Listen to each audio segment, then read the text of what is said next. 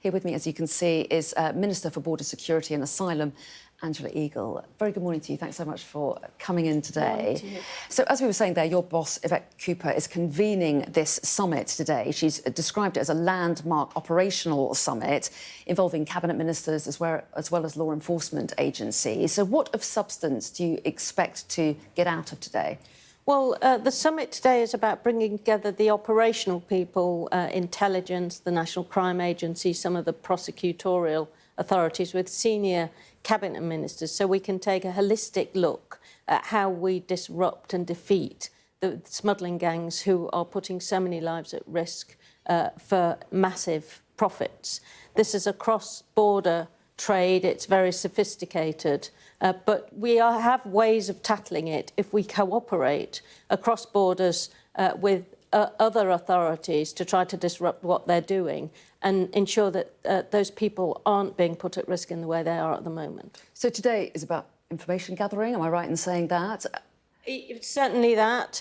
It's about taking a very close look at what we know, and there is quite a lot that we know. So, for example, just in the last couple of weeks, the National Crime Agency has disrupted and confiscated 40 boats and their engines, which would have put nearly 2,500 lives at risk by an operation it's doing. There are over 70 operations around the globe dealing with this supply chain of human misery.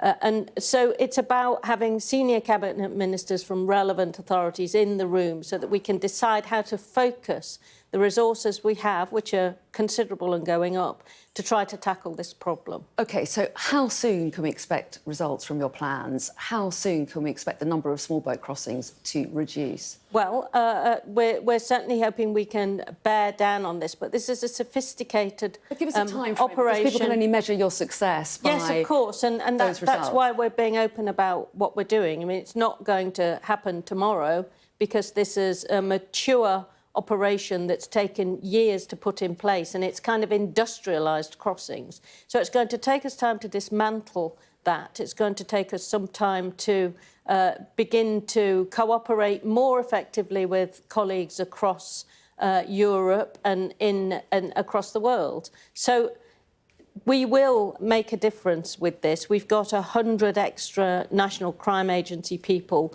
doing the intelligence work. We've then got to deal with our counterparts in other countries to make sure that they help us along the way. So It's not going to be tomorrow. There are no easy answers to this, but we will bear down on it and we will stop this happening. Of course, the summit comes in a week that saw the death of 12 people in a small boat crossing this week. That's the deadliest crossing tragedy so far this year. Absolutely horrific. Why, if it is such an urgent issue, though, why is it that the head of the government's new Border Security Command has not yet been named? You talked about having a rapid recruitment process when you came into government, but you've been in for 2 months and they still haven't been appointed. Well, we're very close to making that appointment, and there will. You have to go through certain processes to make sure you get the right person, give people time to apply. You can't wave a magic wand, but there'll be announcements about that very shortly.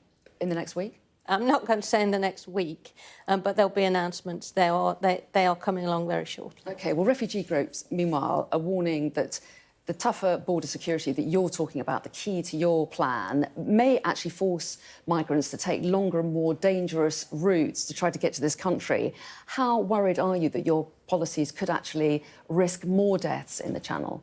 We want to stop deaths in the Channel. The issue is however people get to the country, we cannot allow smuggling gangs to decide who comes to the country. We have to get control of our borders so that we decide who comes to the country, and they come for particular reasons in particular contexts. What we can't do is have illegal traders making those decisions for us, and that's why I think everybody recognises we have to tackle criminality at the border of this kind. Do you need more safe routes? I mean, there are charities, respected Labour figures like Lord Dubs have pointed out that the reason that so many people fleeing war and torture from countries like Syria or Sudan is because there aren't any viable alternatives. But not everybody who's fleeing torture or collapse in their own country would ever have a right to come to the UK. We can only take so many people, and we do actually... Do we need more safe routes? Well, there is a safe route system. I think 30,000 people have come in the last 10 years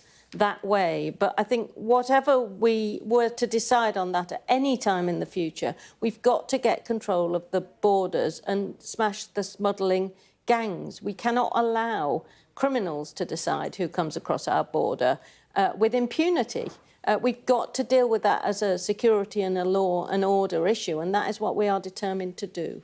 We're told today it's possible that Germany could use the asylum facilities in Rwanda, originally intended for the UK's migration scheme that you've now abandoned. The UK spent millions on this.